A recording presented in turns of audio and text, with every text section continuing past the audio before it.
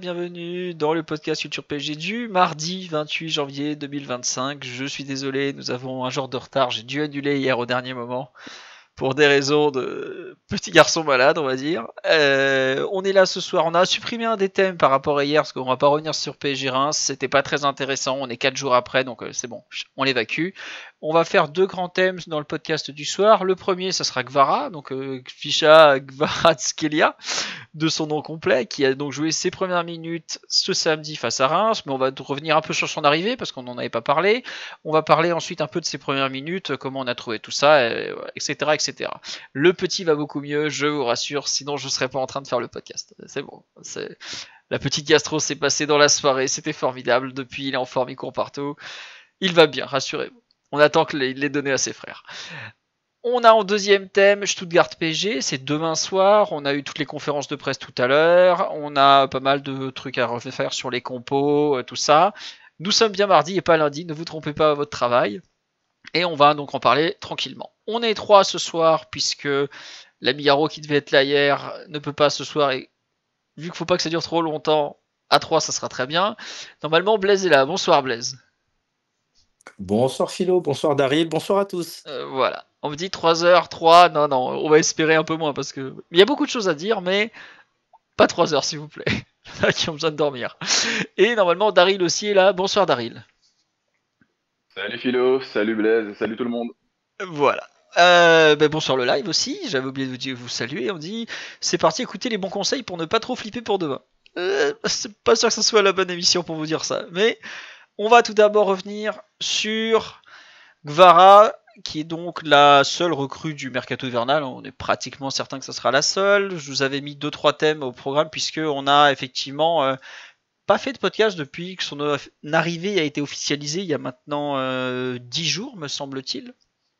Où ça s'était mal goupillé. Je sais plus ce qui s'était passé, mais globalement, on n'en avait pas parlé spécialement.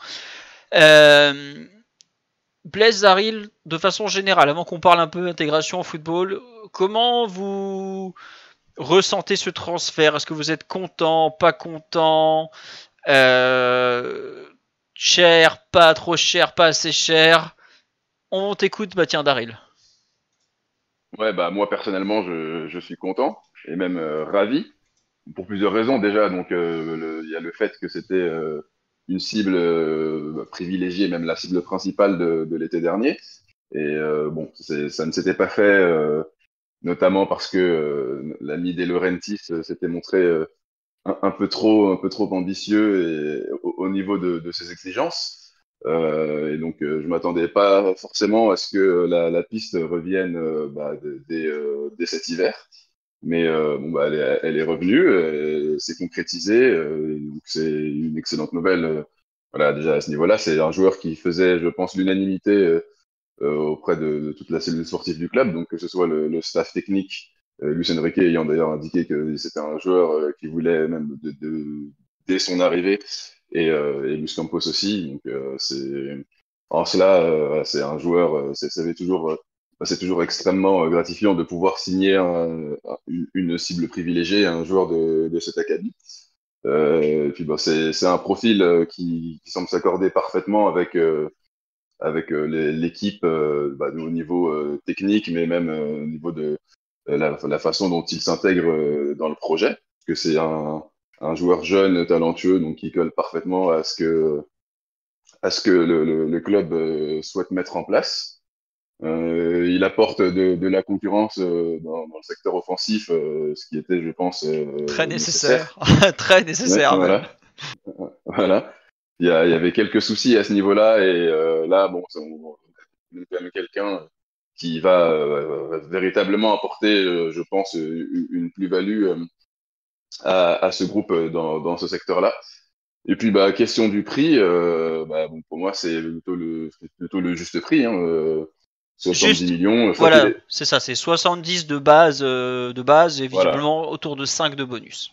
Ah, voilà. voilà. Bon, alors, je sais pas à quel point ils sont facilement atteignables ou pas, mais bon, je crois qu'il était valorisé à 85 millions sur Transfermarkt, donc C'est ça, c'est ça, c'est ça. donc il n'a pas du tout été surpayé, bien au contraire. Voilà, c'est plutôt une bonne chose, des négociations très bien menées.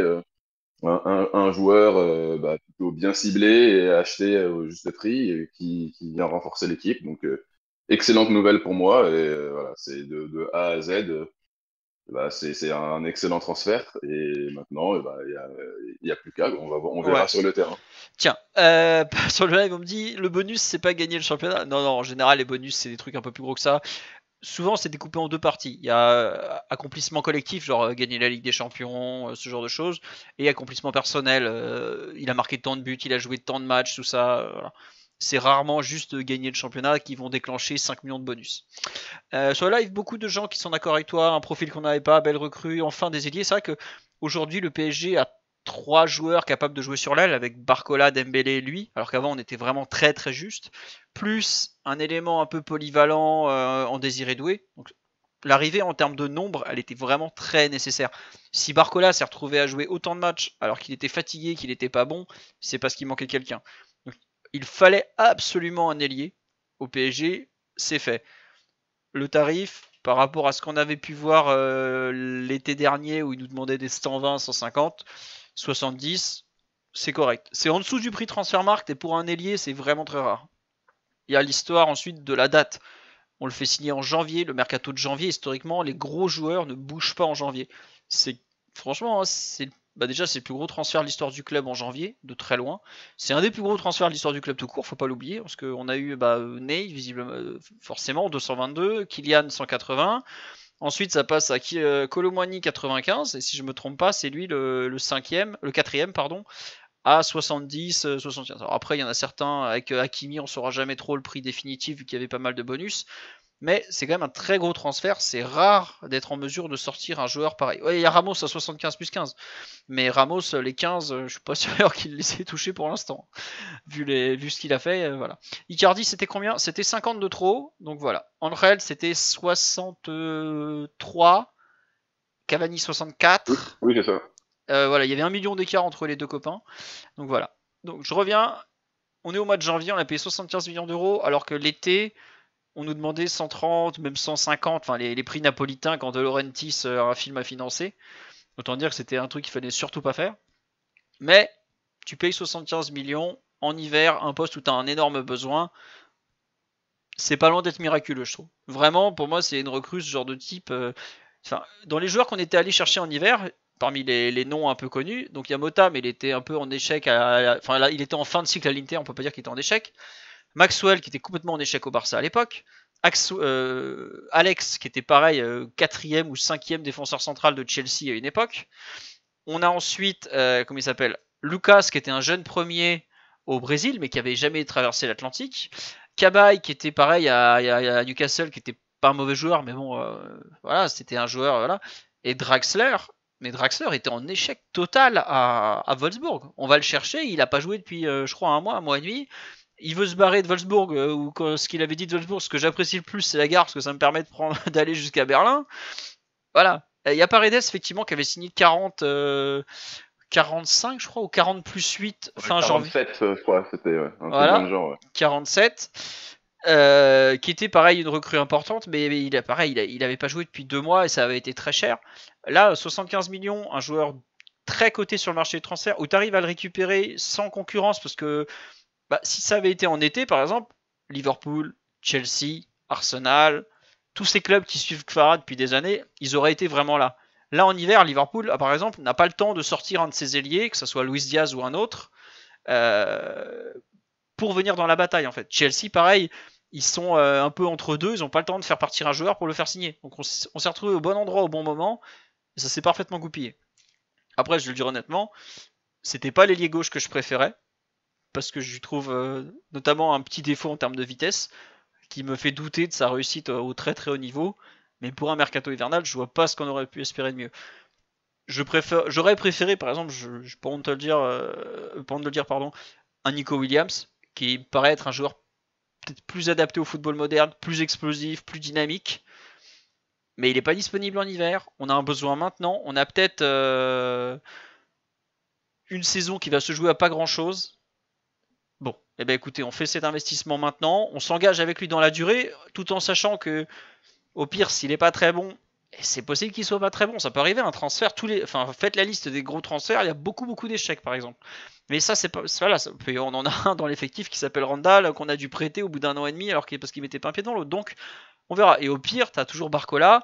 T'as pas mis tous tes œufs dans le même panier sur le côté gauche. Mais t'as investi dans Gvara de façon importante. On peut pas nier ça. Il faudrait que ça marche pour tout le monde. Et voilà, tu investis sur lui. Je sais pas si, en regardant le panel des ailiers gauche de toute la planète, c'est lui que j'aurais choisi. Mais vu la situation, tu peux pas trop faire le difficile. Et comme on dit, pour l'attractivité, c'est un très bon signal. Tu quittes le Napoli pour aller au PSG alors que tu es un joueur qui est suivi depuis des années par l'Angleterre. Gvara, il aurait pu dire attendez, je finis la saison tranquille. En fin d'année, je signe à Liverpool où ils m'attendent depuis des années. Bon, voilà. Non, il a dit dès le mois de janvier, je vais aller à Paris. Je pense que si la prolongation n'a pas avancé entre septembre et janvier, c'est probablement parce qu'il freinait à fond. Et bah, t'as au moins fait signer une très très bonne recrue. Un petit chapeau 1 quand même, Gvara. Alors étant donné que j'ai jamais écouté ce truc de RMC de chapeau, je saurais pas vous dire ce qui définit les chapeaux et tout ça. Voilà. On me dit ton Nico Williams c'est Barcola en mieux. Je le mettrai pas les deux dans... Nico Williams, il fait pas une bonne saison, ça c'est vrai, mais il est pas sur le marché pour autant. Et j'avoue qu'il a un profil qui me parle un peu plus. Mais ça, c'est des goûts et des couleurs. Hein. Vraiment, je sais que pour un ailier, je mets la vitesse de pointe et même l'explosivité en qualité vraiment primordiale. Ce ne sont pas des qualités que Vara a particulièrement. Certains vont préférer la finesse de la conduite de balle, le toucher, tout ça. Je comprends très bien. J'espère le voir. C'est vrai que c'est un joueur plus créatif, Vara. Mais dans le système de jeu du PSG, est-ce que le PSG a pas plus besoin de vitesse que de créativité? On verra. Alors, je vous dis ça, je préfère évidemment que Gvara réussisse plutôt que j'ai raison. J'en ai rien à faire d'avoir raison. Je préfère que le mec soit bon. Toujours. Donc, espérons que ce soit le bon joueur. Mais en tout cas, pour une recrue hivernale, par rapport à nos besoins, par rapport à ce qu'il est, par rapport à ce qu'il peut apporter, c'est pas loin d'être le fit idéal. Voilà. On me dit Doué, c'est pareil du coup. Oui, mais Doué, j'ai un peu de mal à le voir en ailier gauche par exemple. Autant à droite, je comprends ce qu'on peut faire avec lui, autant à gauche, je suis pas totalement convaincu. Daryl, puisque Blaise nous a quittés pour des raisons éducatives, dirons-nous. Est-ce que tu veux rajouter quelque chose sur cette arrivée en général, ou on passe un peu à ce qu'on a pu voir de ses premiers pas, de son utilisation? Bon, on peut passer directement, je pense, à ses premiers pas. Ouais. Justement, sur le live, on nous dit il est parfait pour jouer en neuf chez nous. Qu'est-ce que t'en penses, toi, de cette thèse de Gvara en numéro 9, possiblement, avant qu'on revienne sur ces... Là, on parle vraiment du profil théorique. Ouais, bah c'est un joueur qui est habitué à jouer sur l'aile, mais qu'on a vu évoluer en position axiale pendant l'Euro avec sa sélection de la Géorgie.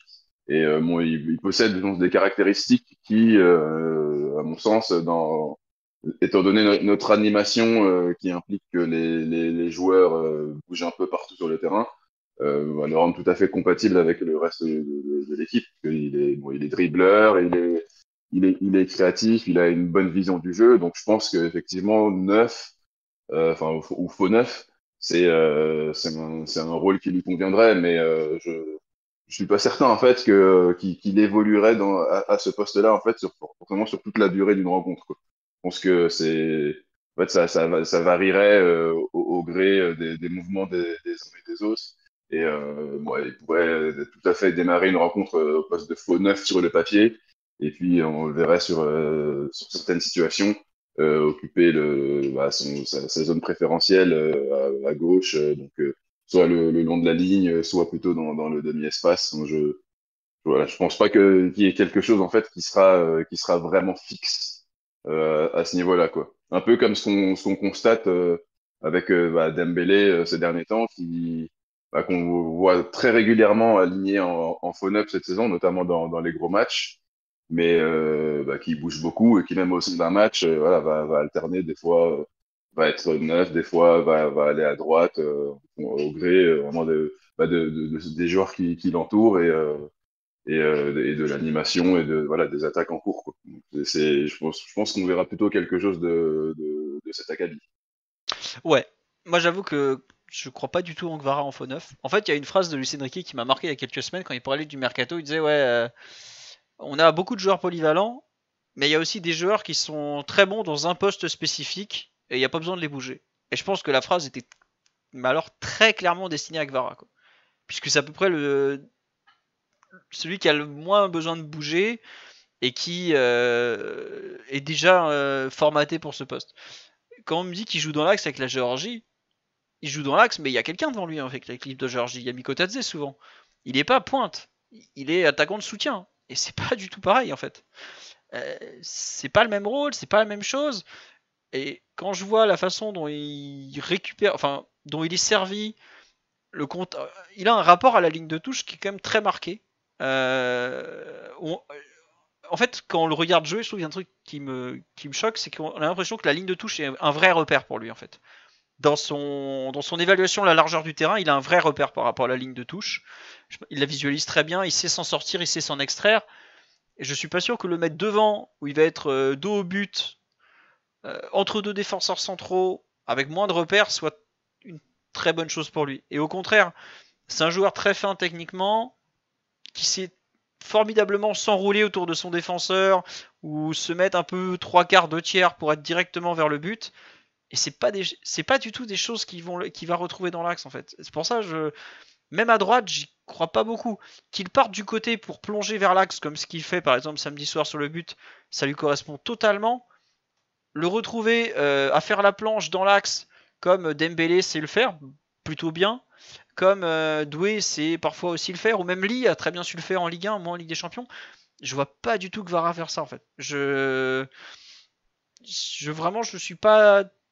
Cette histoire de faux neuf avec des bus et tout, non, je ne contracte pas, j'ai envie de dire. Vraiment. Avec des bus, oui, non, j'en doute, oui. Ça, pour le coup, Ouais. avec des bus, ça me paraît un peu compliqué. Enfin, j'ai pas vu, en tout cas chez lui, que ce soit dans les vidéos ou dans les matchs de Naples que j'ai pu regarder, pas vu vraiment d'appétence ou d'aisance dans le jeu de haut but. Donc, Ouais. face à des bus, ça me Et, paraît effectivement compliqué. et tu vois, on me dit, il va apprendre. Mais est-ce qu'on a envie qu'il apprenne? En fait, je renvoie encore une fois à cette phrase de Luis Enrique, quand il te dit, quand un joueur très performant à un poste, t'as pas besoin de le sortir forcément de ce poste-là. Un Barcola, par exemple, a plus de capacité à changer de registre. Dembélé, on me dit, par exemple, si c'est un match où on doit jouer avec les trois, à savoir Gvara, Dembélé, Barcola, bah je regrette, ou Doué, ou peu importe. Bah Gvara, c'est le dernier que je vais aller mettre dans l'axe. Limite, je le mets même d'abord à droite, plutôt que de le mettre vraiment dans l'axe. Donc, non, cette histoire de faux neuf, je sais que plein de gens ont vu cette recrue comme un joueur qui allait possiblement jouer faux neuf, mais le PSG ne cherchait pas un joueur axial ce mercato, il cherchait un joueur pour le côté gauche. Et c'est vrai que les positions sont fluctuantes, mais au maximum, Vara, il va jouer dans le demi-espace. Je sais pas, vraiment, je l'ai vu marquer des buts dans une position axiale, notamment des centres qu'il a coupé de la tête au premier poteau, des centres qui venaient de la droite. Mais voilà. On me dit effectivement, ça peut être tentant de les titulariser ensemble, évidemment. Évidemment. Mais on me dit le problème c'est qu'on a 3 ailiers gauche. Aujourd'hui, je pense que des ailiers gauche, on en a vraiment 2. Gvara et Barcola. Doué, je pense que c'est plus totalement un ailier gauche. Je le préfère aussi à droite, mais ça c'est une appréciation personnelle. Et Barcola, par exemple, est un joueur qui prend beaucoup mieux la profondeur. On l'a vu notamment à Epali, on l'a vu à Lens. C'est un joueur qui sait prendre la profondeur depuis la droite. Je suis pas sûr que Gvara, ça soit son jeu comme ça de partir en profondeur. On l'a vu aller sur 2-3 séquences contre Reims, demander des ballons en profondeur, tout ça. Mais c'est pas forcément un joueur qui est capable de faire ça tout le match. On le voit beaucoup demander dans les pieds. Donc voilà. Est-ce que Gvara peut être intéressant sur les petits espaces? Oui, vu la finesse qu'il a. Tout à l'heure, je parlais de mes doutes sur son explosivité ou sa vitesse. En revanche, il a une qualité de conduite de balle qui est extraordinaire. Le ballon, il ne part pas à 30 cm. C'est un Brésilien avec le ballon. Il est vraiment très impressionnant à ce niveau-là. Donc, à voir. Mais vraiment, cette histoire de faux neuf avec Vara, j'ai beaucoup de mal à cet instant, par rapport au joueur qu'il est, à l'imaginer. On parle d'un joueur de 23 ans. Tout à l'heure, Daryl, tu disais qu'il était jeune. Il faut rappeler, il a 23 ans. Il a 25 ans en février, si je me trompe pas, donc dans 2 semaines, je crois. Il peut changer, il peut évoluer, mais aujourd'hui, je lui vois pas trop un avenir à un autre poste qu'ailier gauche. Mais c'est sûr que le joueur qu'on est à 23 ans, 22, 24 est rarement le même à 28, 29. À part Arjen Robben qui jouait pareil à 19 ans et à 35 ans. Sinon, globalement, vous prenez ce qu'était Neymar à 23 ans et ce qui est Neymar quelques années plus tard, ça n'a plus grand chose à voir. Tous les joueurs, de par leur morphologie, l'âge, les coups reçus, l'expérience, l'envie aussi, changent fondamentalement. Gvara sera comme les autres, il changera avec les années. Mais pour l'instant, je pense qu'il va vraiment beaucoup jouer à gauche. Même Mossala, regardez Mossala époque AS Roma, Mossala aujourd'hui joue un petit peu différemment. Même si c'est vrai qu'il y a un peu de ressemblance quand même. La façon d'attaquer le ballon au balle au pied avec le torse bien droit, ça n'a pas changé ça. On dit Robben, gros physique de comptable. Arjen Robben, claquette chaussette au camping à Arcachon, totalement incognito, je suis sûr. Personne ne le reconnaît. Mais oui, un peu une dégaine de comptable. Daryl, on va avancer un peu parce que Blaise n'est toujours pas revenu. On passe un peu sur les premiers pas de Gvara, 83 minutes. A commencé à gauche, a fini dans l'axe un petit peu. Après, il a joué un petit quart d'heure dans l'axe à la sortie de Ramos. D'ailleurs, on l'a pas du tout vu. Je pense qu'il était complètement carbo, le pauvre. Qu'est-ce que tu en as pensé de façon générale? Qu'est-ce que tu as aimé, pas aimé? On t'écoute. C'était une prestation d'un joueur qui était clairement en reprise. Ça, c'est, je pense, la première chose à souligner. Il avait pas foulé une pelouse depuis fin décembre et je trouve que ça s'est quand même pas mal vu sur cette rencontre et ça pouvait être attendu.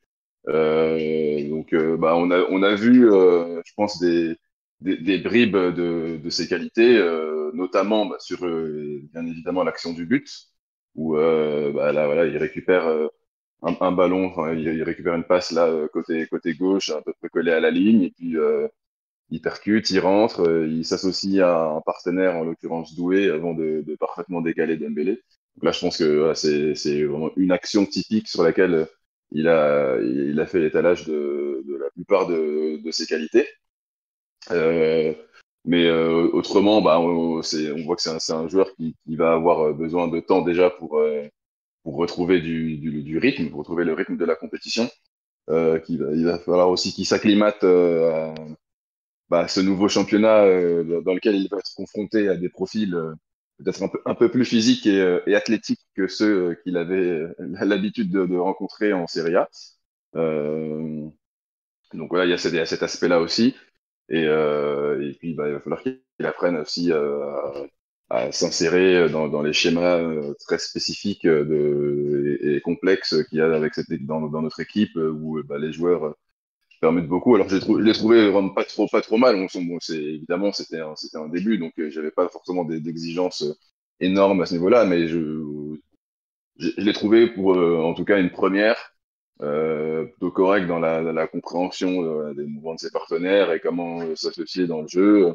Il y a eu par exemple des centres, intéressants, des déplacements coordonnés aussi parfois. Donc il y a encore évidemment du boulot, mais en tout cas c'est des débuts donc qui sont pas incroyables. Puis, surtout qu'il a baissé physiquement de manière assez nette au fur et à mesure de chaque mi-temps. Mais voilà, qui montre quand même que c'est un joueur qui a toute sa place dans cette équipe et qui, lorsqu'il arrivera à 100%, sera clairement en mesure d'apporter.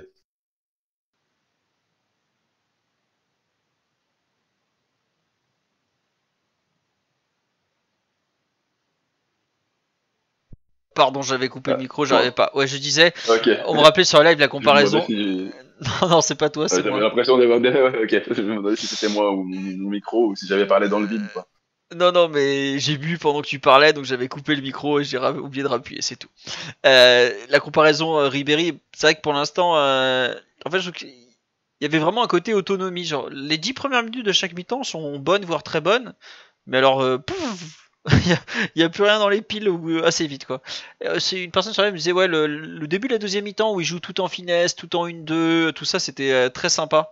Ouais, Beaucoup de finesse, beaucoup de technique, des échanges très rapides. Tu l'as cité, le but notamment l'échange avec Désiré Doué qui lui remet dans le bon tempo, tout ça c'était bien. Donc c'était pas le match du siècle, hein, comme tu l'as dit, c'est des débuts assez moyens. Il arrive à être décisif, voilà. Euh, J'avoue, je pense quand il a croisé le premier arrière droit de Ligue 1, qui est donc Buta de Reims, qui est quand même pas un cador, et qu'il a dû comprendre que la densité physique c'était un peu autre chose que la CRS, je dis, ah ouais en fait, c'est bizarre ici, les arrière droits ils courent vite en fait. Pourquoi c'est pas Calabria en face qui court à 3 km/h en vitesse de pointe? Non. Il va falloir qu'il s'habitue à. On me dit le Lucho Ball ne s'appréhende pas, ça c'est vrai. La Ligue 1 est pas un championnat facile. Faut. Vraiment, c'est pas le meilleur championnat de la planète, on est tous d'accord. Mais il faut quand même bien se rendre compte qu'en Ligue 1, si t'as pas du muscle, tu te fais manger en fait. tu n'existes pas. Ouais. Ouais, voilà. C'est un championnat physiquement exigeant. Il n'y a pas l'intensité de la première ligue en termes de d'aller-retour ou de rythme, tout ça. Mais sur 5 mètres, en face, tu es face à des types qui, pour certains, même pour pas mal, auraient pu faire des carrières dans l'athlétisme. Donc faut quand même s'en rendre compte. Hein. Messi, il l'a compris, Messi, ouais. Et il se baladait Et sa contre. première saison, il a tout à fait compris. Hein. Ouais. Voilà. Donc il va après. La saison à 6 buts en Ligue 1. Ça là, on l'avait pas vu venir. Hein. Lui non plus d'ailleurs, je crois. Mais il faut qu'il s'adapte à la densité physique de la Ligue 1, qui est un championnat dur. Voilà. Mais il faut aussi qu'il s'adapte à ses partenaires, au jeu du PSG, qui est un jeu beaucoup moins direct que ce que Antonio Conte lui a fait pratiquer pendant des mois avec le Napoli, qui se rapproche peut-être plus de ce que Spalletti lui avait pu lui faire faire auparavant. Et puis bah, ça va venir. Mais je trouve qu'il y avait des parties intéressantes, sa volonté de combiner avec Nuno Mendes par exemple. Les moments où il cherche son relayeur au cœur du jeu pour repartir vite. Là, je pense qu'il s'est retrouvé à un moment un peu frustré. Il y a une vidéo qui tourne avec Vitinha où Vitinha lui met pas la balle en profondeur. Ça arrive, hein, des appels à vide dans un match. Il n'y a pas que Gvara qui en fait. Tous ils en ont. Si le milieu de terrain, qui est un peu le dépositaire du jeu, estime qu'il n'y a pas besoin de jouer en profondeur à ce moment-là parce que s'il le sent pas, eh ben, tant pis. Hein. C'est arrivé à d'autres. Hein. C'est comme ça, c'est tout. Il n'y a pas de drame. Mais c'est vrai que le PSG a tendance à vraiment multiplier les touches de balle. Pour une personne qui est habituée à un jeu plus direct, que ce soit en sélection ou en club, forcément ça fait bizarre. Voilà. Et puis je suis d'accord que Gvara, comme je dis sur live, c'est pas vraiment un joueur de profondeur. Il a été servi dans les pieds. Je pense que tout ce qui est jeu, petit jeu, 1-2, tout ça, il va se régaler au PSG parce que c'est un joueur qui sollicite énormément de 1-2. Et quand il aura trouvé ses repères, qu'il aura les joueurs qui vont bien autour de lui, il y a moyen qu'il se fasse vraiment plaisir. Là, pour une première, écoutez, c'est pas mal.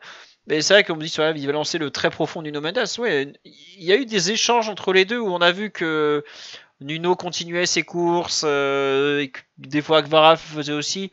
Ils vont avoir besoin d'un petit temps d'adaptation, un petit temps de réglage. Mais ça peut être un duo plus complémentaire que Barcola et Nuno Mendes, qui sont quand même deux joueurs qui naturellement ne se trouvent pas spécialement bien. Nuno Mendes s'entendait beaucoup mieux avec Mbappé qu'il ne s'entend avec Barcola. J'ai bon espoir que Nuno et Gvara ça fonctionne très bien en revanche. Donc à revoir. Je sais pas, on nous dit on a quand même une sacrée équipe. Oui. Enfin, il paraît que. Alors, faut savoir un truc. C'est que mercredi soir, donc le PSG a battu Manchester City. C'était le pire Manchester City de l'histoire. Hein. Ça a été écrit par. Voilà. Ou pas loin. Mais le samedi. Ça a été écrit. Non, je rigole. Non, bah non. J'espère qu'ils sont au courant que City est quand même descendu jusqu'au fin fond de la D2. Mais bon, on m'a expliqué que c'était une équipe catastrophique, que c'était pas un exploit, que c'était normal, machin chose. Mais le samedi, ils battent Chelsea. Et c'est plus la même équipe. Ça y est, de nouveau, ils sont trop forts. Donc oui, évidemment que le PSG est une bonne équipe. Tous les entraîneurs l'ont dit. Simeone, Guardiola, Peter Bosz, Je crois que Compagnie l'avait dit aussi. Ouais, bien sûr que c'est une très bonne équipe, même s'il y a des noms moins clinquants. Alors Anthony Rouault, il peut plus prendre Messi, Mbappé et Neymar sur FIFA, bah, c'est pas très grave. Hein. Sébastien Onès, pas Oli, Sébastien l'a dit aussi. Enfin ouais, bien sûr que c'est une très bonne équipe EPG. Globalement, vous prenez les joueurs individuellement, il n'y a que des titulaires en sélection nationale et des bonnes sélections. Donc ouais.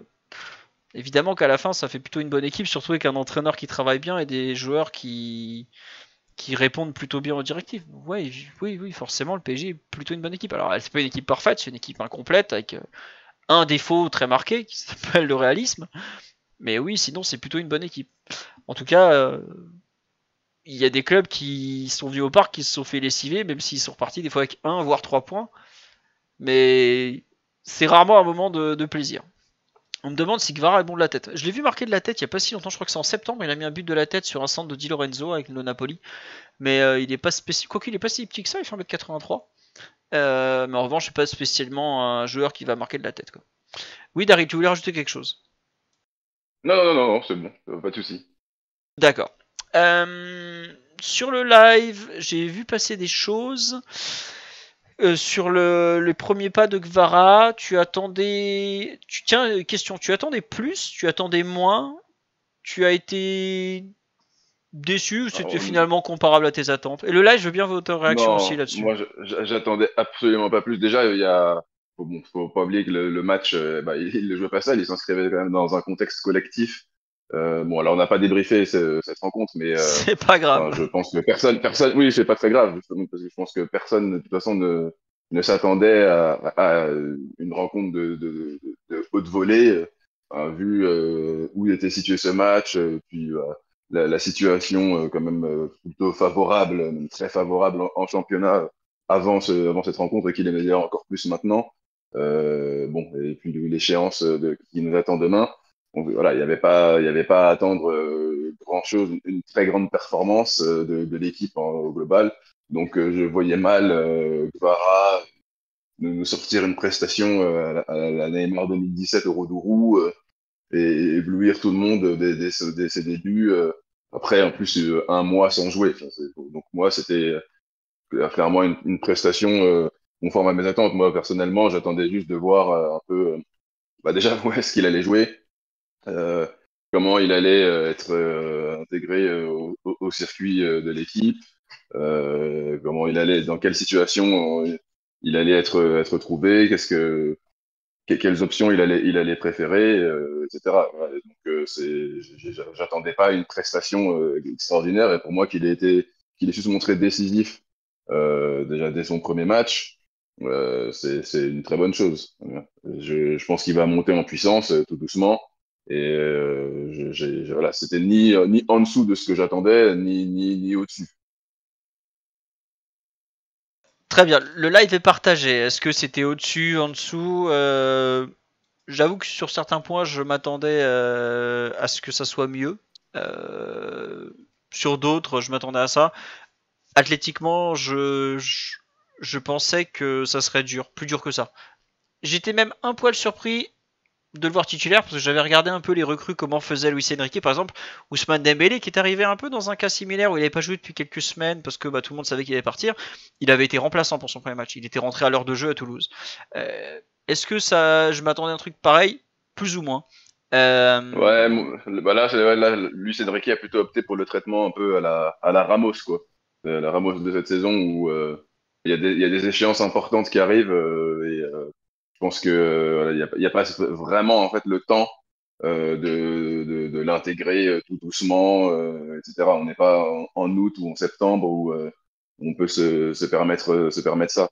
Là, bon, si tout se passe bien demain, on sera en barrage et les barrages, ce sera quoi, dans 2 semaines.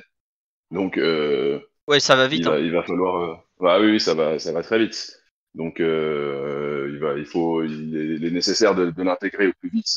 Si on a consenti cet investissement, c'est pas pour, voilà, pour prendre le temps de l'intégrer tranquillement. C'est parce il y a un besoin immédiat et important et le plus vite sera le mieux, quoi. Ouais, c'est ça. Ah non, j'avais une question. Oui, sa passe décisive a été validée parce que le but a bien été accordé à Ousmane Dembélé. La question se posait parce que la frappe de Dembélé au début, j'étais pas sûr qu'elle soit cadrée. Et on sait que la ligue par moment a été très radine, on va dire, avec les passes décisives accordées aux joueurs du PSG. J'ai notamment en tête 2-3 exemples où tu vois, genre pourquoi il n'y a pas but là pour enfin pourquoi c'est un contre son camp, voilà. Elle était cadrée, bah, j'ai eu un doute au moment de la reprise. Donc il a bien été validé le but, ils l'ont dit hier. Et donc la passe décisive de Gvara a évidemment été validée puisqu'il fait quand même une vraie passe pour le coup sur Dembélé. Elle est très brossée. Bah ouais, mais justement, comme la trajectoire initiale avait l'air de pas totalement rentrer par rentrer, honnêtement, j'avais un doute. Hein. Je sais plus, je crois que c'était. Oui, c'était à Nice, à Nuno Mendes, il l'avait pas donné la passe décisive. Le but, donc il n'y avait pas eu la passe décisive pour Ousmane. Là, ça a été validé. Puisque la Ligue valide but par but les passes décisives, pour ceux qui ne le savent pas. Tous les lundis, la commission se réunit et valide ou ne valide pas. On nous dit il est rapide mais pas explosif. Il est. Je sais pas s'il est rapide, enfin, je sais pas s'il n'est pas très rapide ou si c'est un faux lent, en fait. Il y a un peu la question qui se pose, je trouve. C'est sûr que je veux pas dire que sa qualité première c'est la vitesse, ça. Mais avec le ballon dans les pieds, il est pas si lent que ça quand même. Donc ouais, Daryl, un avis là-dessus?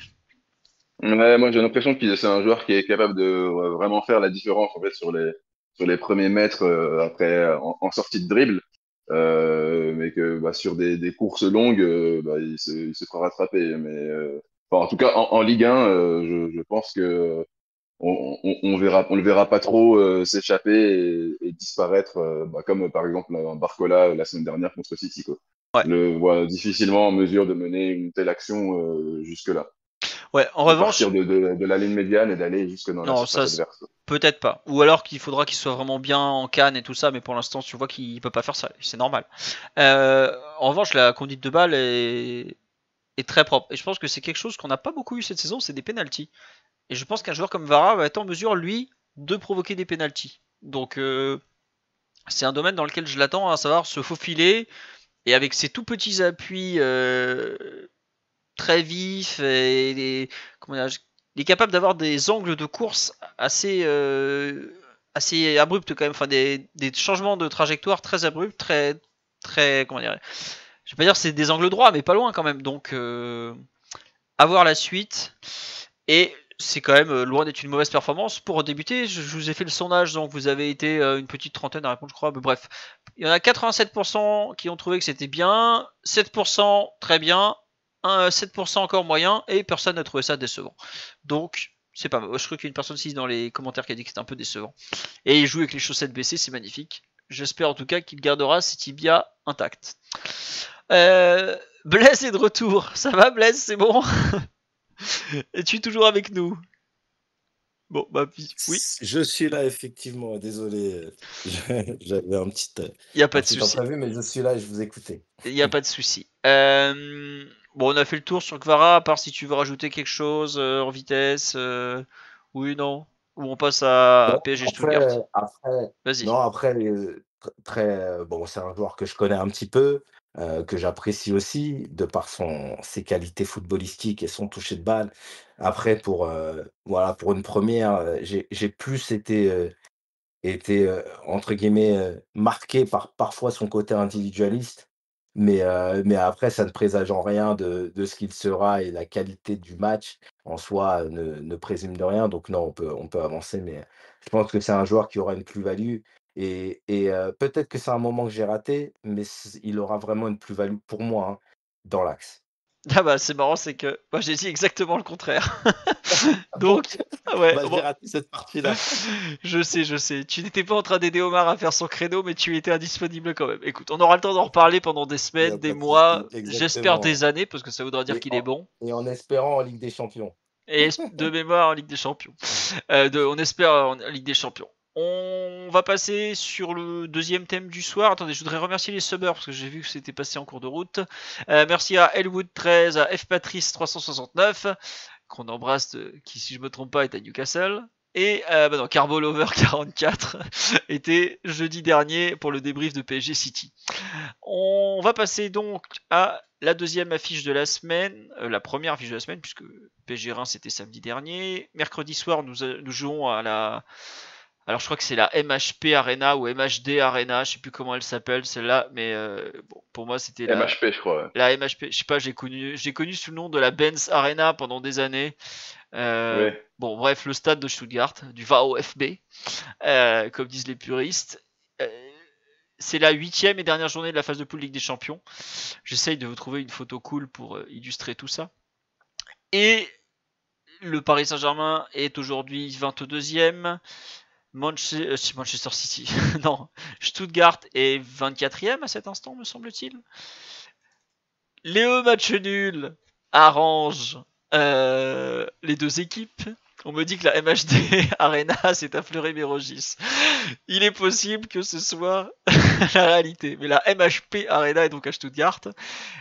Les deux équipes nous ont dit on ne jouera pas le match nul. On verra à la fin du match. Franchement, s'il y a 1-1 à la 80e minute, je doute, mais alors très très très très fortement que les deux clubs partent à l'abordage et se disent oh, on va aller chercher les 3 points. S'il vous plaît, messieurs. On l'a déjà vu cette Oh, mais histoire. ça, c'est pas jouer la biscotte, ça, c'est juste Non, une non, mais adaptation intelligente aux circonstances du match. voilà. Mais j'ai du mal à croire que ça fera 0-0 parce que des deux côtés, ils savent pas, on sait pas trop faire. Mais quand j'entends des oh, on va jouer pour la victoire, je suis attendez. S'il y a match nul à la 80e, si tout le monde est content, pourquoi se fâcher, les amis? Faisons une grande danse de la joie. Mettons-nous au milieu du terrain et dansons, et voilà. On va pas. On me dit jurisprudence Bayern-Monaco. C'était Monaco-Bayern, effectivement, c'était je crois 99. Où il y a eu 2-2 à la 80e, et les deux équipes s'étaient mais totalement arrêtées de jouer. Et les 10 dernières minutes, ils se regardaient genre, on va pas prendre de risques quand même. Hein. On est bien tous les deux à fêter une qualif ensemble, donc il est possible que ça finisse pareil. Et il y a pas mal de fois où ce genre de match, à la fin, bon, voilà. On va dire que ça s'arrange. Pourquoi se fâcher? Mais on n'en est pas là. On dit c'est complètement débile de partir à l'abordage.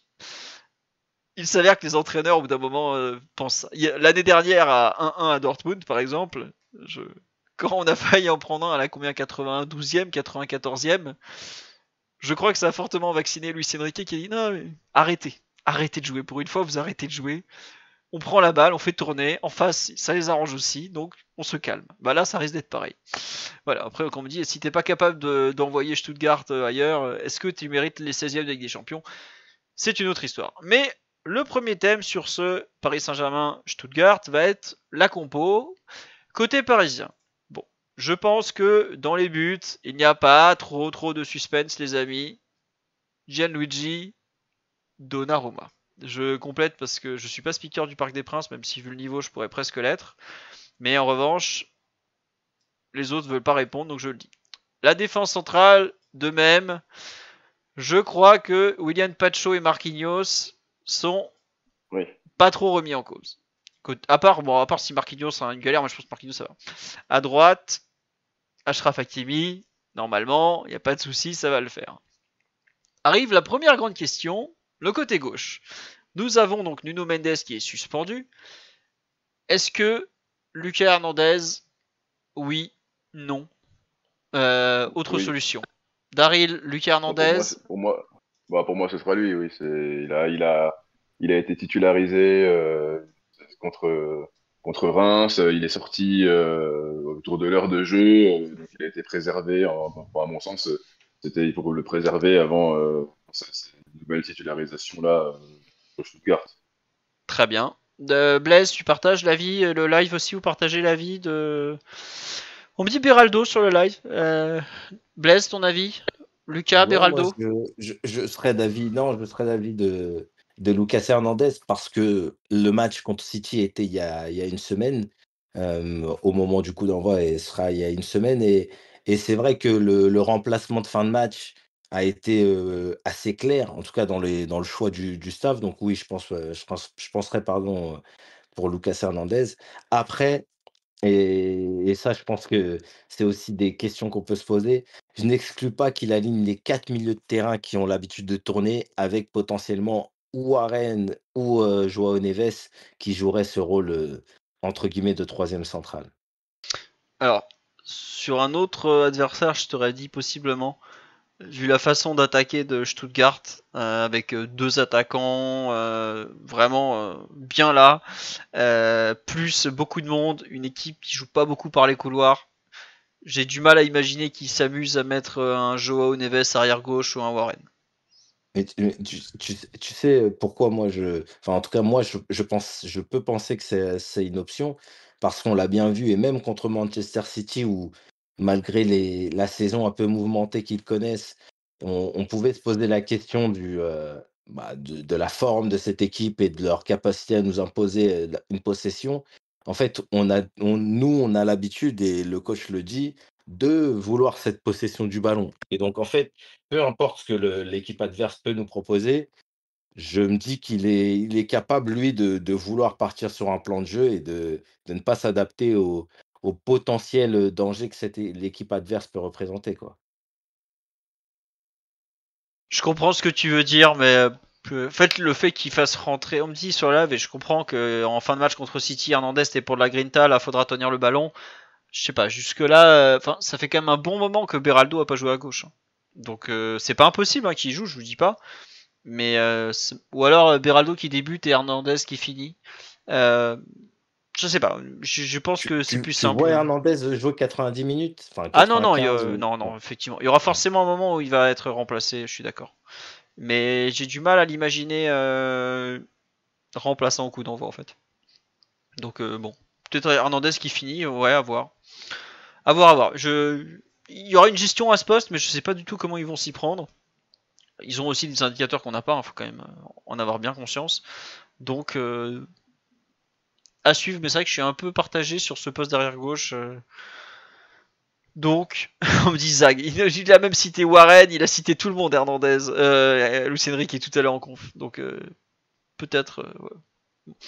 Il y a aussi un truc qu'on n'a pas du tout imaginé, que personne n'a souligné, c'est que ça serait peut-être Pacho à gauche en fait.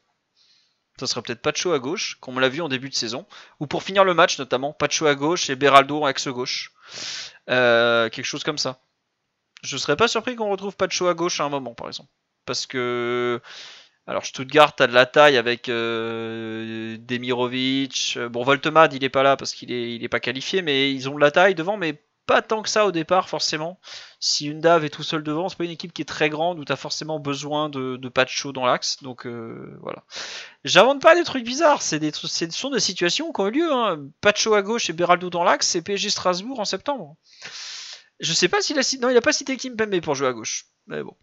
Je crois que même en Coupe de France, il citerait pas Kimpembe, donc faut pas non plus en demander trop. On passe au milieu, Daryl Blaise, le milieu défensif, qui serait bon, la sentinelle. Je pense que Vitinha a le. Oui, c'est bon. Voilà. La seconde serviette, c'est bon, c'est clair. Alors, Il nous n'y a pas de arrivons. doute. Ah, on me dit Neves. Je pense que Neves, qui n'a pas joué ce week-end pour se reposer. Ah, il sera titulaire, ça c'est sûr. Alors, relayeur gauche ou relayeur droit, Joao? C'est ça la question. Ouais, ouais, alors là, ouais. Là, Est-ce que ça fait une grande différence maintenant? Je sais pas trop, mais ouais, je dirais gauche et Warren à droite. je suis d'accord, parce que là, si t'as Hakimi et Dembélé, t'as besoin de Warren à droite. Et donc, si Warren est à droite, Joao comment dire, je sais pas, l'élimination est à gauche. Alors après, tu peux aussi faire jouer Joao à droite, Warren à gauche. Hein, c'est comme ça qu'on a fini le match contre City.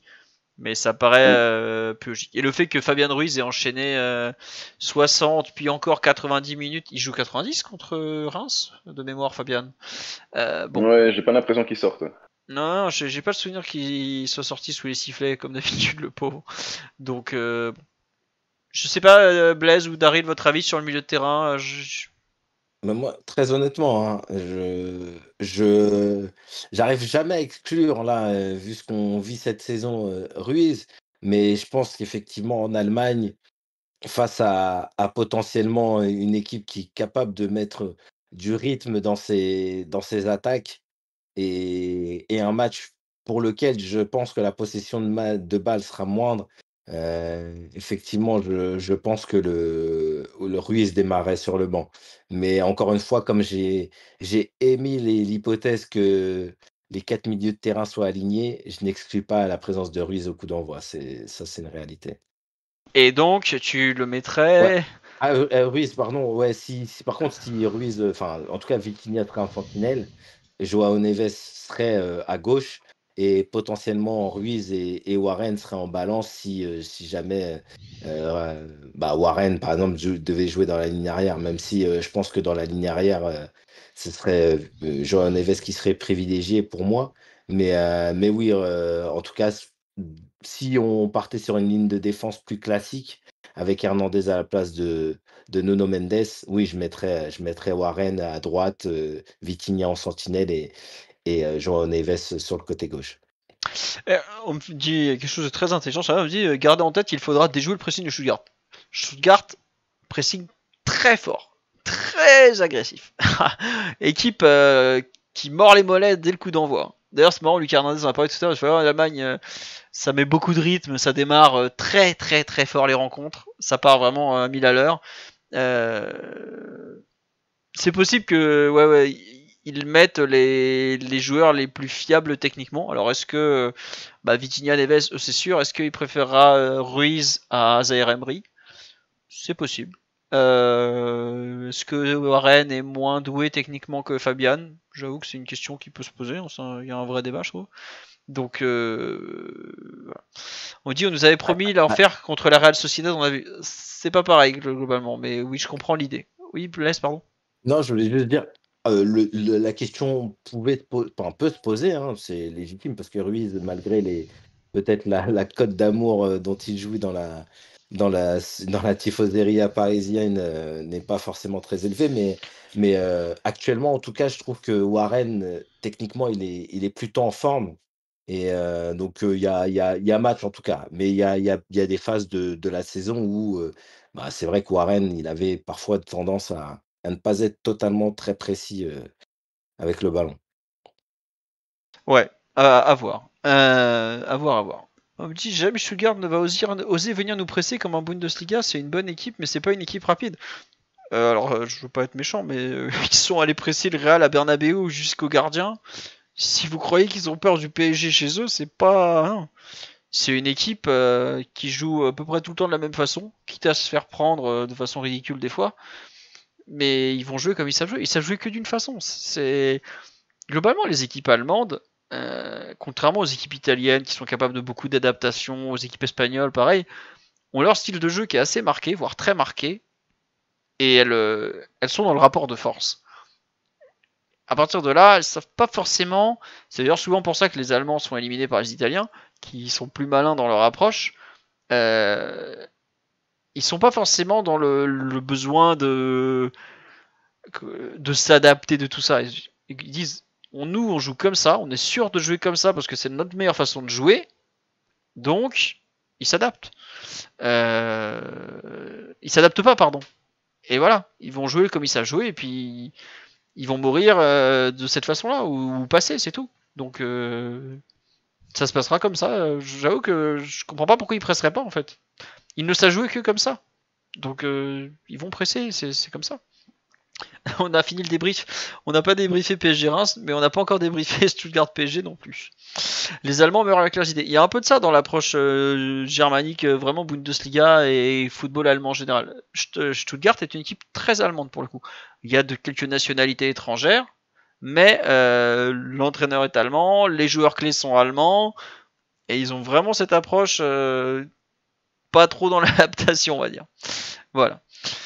Et non, ils savent pas jouer le match nul, donc ils vont forcément attaquer. On revient à notre compo parisienne.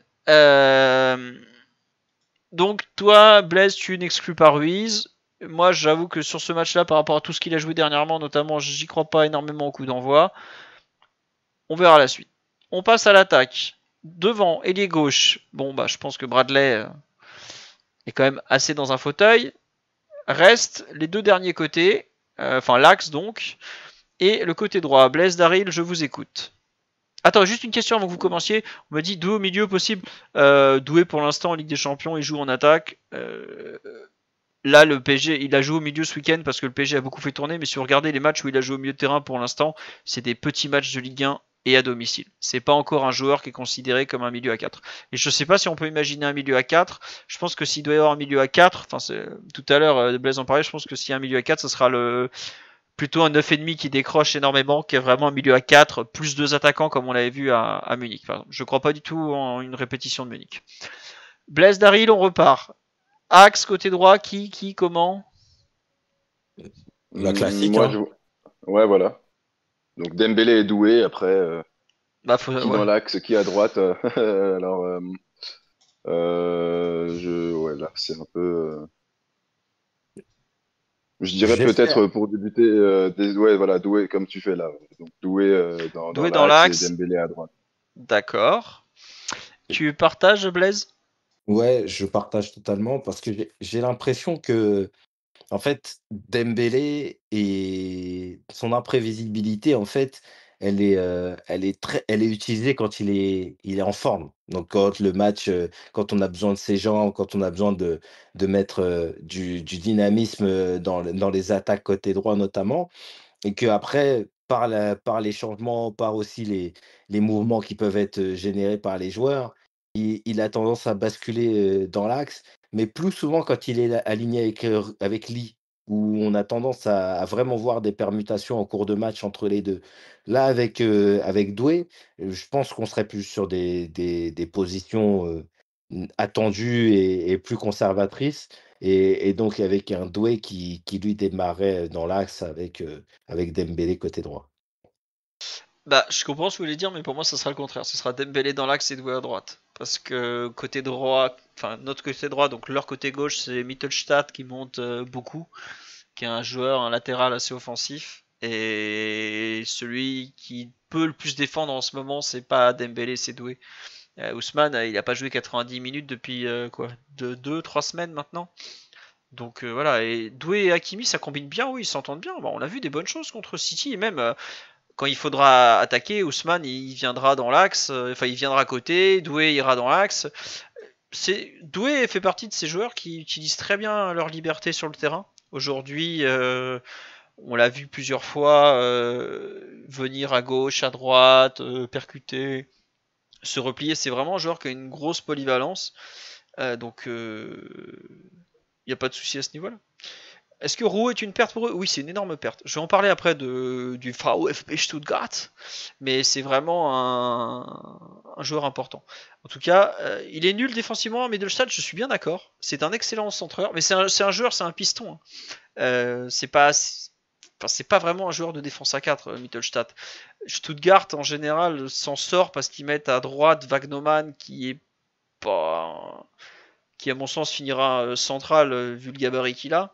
Donc c'est une fausse défense à 4 en fait. C'est un peu comme si je vous disais que Hakimi est un défenseur de défense à 4. Vous voyez combien de fois il défend par match. Donc l'idée est un peu similaire. Mais en termes d'individualité, il n'y a pas photo entre les deux équipes. Hein. Faut vraiment avoir conscience de ça. Stuttgart est une bonne équipe. Il y a 2-3 bons, voire très bons joueurs. Mais c'est une équipe qui joue. L'an dernier, ils ont fini deuxième parce qu'ils ont fait un super parcours. Ils se sont fait prendre leurs 4 meilleurs joueurs pratiquement. Ils ont perdu Guirassy, ils ont perdu Ito, ils ont perdu Anton, ils ont perdu au milieu du terrain encore, comment il s'appelle, celui qui est parti là, l'ancien de Dortmund qui est parti à Brighton, le milieu de terrain, qui est afghan d'origine, dont le nom m'échappe. Voilà, ils ont perdu beaucoup de joueurs cet été, alors ils en ont retrouvé d'autres. Daoud, merci, Mo Daoud, merci beaucoup le live. Voilà, c'est une bonne équipe parce que collectivement ils ont un très bon entraîneur, parce qu'il y a beaucoup de travail, parce que c'est une équipe généreuse, qui a une façon de jouer dont je vais parler après, qui est assez spectaculaire et assez particulière aussi. Mais en termes, évidemment que sur un contrat, un Mittelstadt contre Dembélé ou ouais, ça peut être un carnage. Mais le problème c'est que Mittelstadt, quand il va y avoir le contre, lui il va faire l'aller-retour. Ousmane, qui a passé 5 semaines sous fièvre, qui a joué 60 minutes en étant pas non plus ultra en forme ce samedi, je suis pas sûr qu'ils soient en mesure de le tenir. Donc il faut quand même considérer les forces et faiblesses du moment. Donc pour ça que je penche plutôt sur Doué à droite, qui a un coffre monstrueux. qui était encore ce week-end dans les plus gros marathoniens de Ligue 1. Je crois qu'il a fait 13 bornes pratiquement. Que Ousmane à cet instant. Après, en cours de match, ça peut changer. Hein. Doué peut sortir, Ramos rentrer, Dembélé qui passe à droite, tout ça, tout ça. Bon. On arrive globalement sur à peu près les mêmes 11 joueurs. Nous n'aurons cité ni Lee Kang-in, alors que le compte coréen du PSG sur Twitter nous fait la propagande de Lee Kang-in. Non, c'est bon, ça va aller, merci. Nous n'avons pas cité Gonzalo Ramos, puisque encore une fois, il y a eu un petit problème technique ce samedi au moment d'endosser le statut de titulaire. Gvara, évidemment, on l'a pas cité puisqu'il est pas qualifié. Et globalement, ensuite, on va voir. Hein, comme du sur live, comme d'habitude, Lucho va faire des surprises. Dit, j'y crois encore à Ramos. Bah écoutez, il n'y a pas de raison de ne pas y croire. Mais ça reste. Enfin, on a dit tout à l'heure que Gvara était un joueur jeune. Ramos a exactement le même âge, il a même 4 mois de moins que lui. Donc, il a aussi le temps de s'adapter et de devenir un autre joueur. Mais c'est vrai que pour l'instant, les titularisations de Gonzalo Ramos ne montrent pas un succès extraordinaire, on va dire. Blaise Daryl, est-ce que vous voulez rajouter quelque chose sur ce match de Ligue des Champions sur la compo du PSG, pardon? Oui, non? Non, pas rien de spécial. Bon, à part qu'il faut avoir confiance que là, la compo qu'on vient de donner ne sera peut-être, enfin, même probablement pas la bonne. Mais Oui, bah oui, sinon ça serait pas drôle. On voilà. va. Oui, vas-y, Et pardon. juste moi sur le pourquoi hein, je comprends effectivement peut-être enfin en tout cas les critères qui feront que Doué serait amené à jouer côté droit. Mais même il produit beaucoup de choses et beaucoup de bonnes choses, j'ai l'impression que il a plus de mal à être concret, on va dire, quand il est sur le côté droit, parce qu'il a aussi des qualités naturelles qui font que c'est un joueur, par exemple, qui a un petit manque d'explosivité au moment de faire les différences, malgré la grosse qualité technique qu'il a. Donc, je me dis que dans un match où potentiellement les deux équipes seraient amenées, quand elles attaquent, à aller assez loin au niveau de la surface, ou en tout cas dans le camp adverse, je me dis que peut-être avoir un joueur de côté comme Ousmane Dembélé, en plus de Barcola, qui sont capables, par leur vitesse et leur qualité de dribble, de faire des vraies différences pour avoir des occasions nettes. Je me dis que ça peut jouer au moment de mettre Doué dans l'axe et pas sur le côté droit, tout en sachant qu'on en a parlé il y a quelques semaines, il a un vrai sens du but, lui. Non, oui, j'avais pas pensé à ça, ça peut le faire. On dit, je suis d'accord, mais Lucho s'en fout. Ah, vous le savez bien, Lucho est beaucoup moins dogmatique et ouvert qu'on l'imagine. Beaucoup moins dogmatique et beaucoup plus ouvert qu'on peut l'imaginer. Il a fait des choix parfois surprenants, des relancer des types qu'on n'attendait pas. On a même vu Asensio jouer, vous imaginez? Voilà, c'est ce que j'allais dire. Asensio est même revenu sur un terrain. Je pense que quand il lui a dit tu rentres, l'autre a dit mais pourquoi? Pourquoi moi, il n'y en a pas un autre à faire jouer là? Je peux pas rester au chaud, moi. Il a pas compris. Hein. Mais il a fait une belle passe. On va passer Voilà, à son entrée était pas dégueu. Non, non, ça va. Bah, il sera sur le banc encore. Axel tapé, non mais laissez Axel tranquille. Il doit avoir des révisions ou autre, mais il jouera pas demain. Je suis désolé. Euh, Peut-être ce week-end à Brest, on verra. On va passer à Stuttgart. Asensio, possible départ cette semaine? Oui. À surveiller la Grèce. J'ai eu 2-3 échos tout à l'heure. La Grèce avec Marinakis là, de l'Olympiakos. Surveillez un peu, il y a moyen qu'il finisse en rouge et blanc. Marinakis, Nasser, tout ça, les liaisons un peu troubles, ça peut le faire. Vraiment, attendez. Transfert ou encore un prêt moisi?